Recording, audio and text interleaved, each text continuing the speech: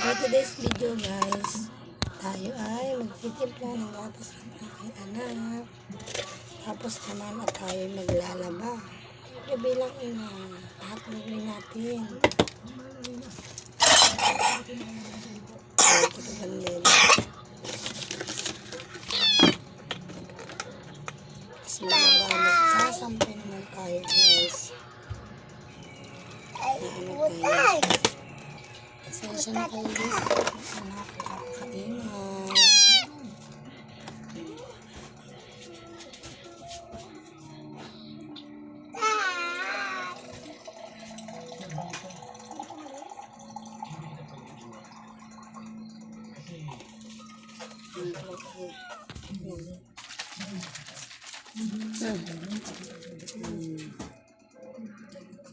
Tapos muna tayo na sinampay guys.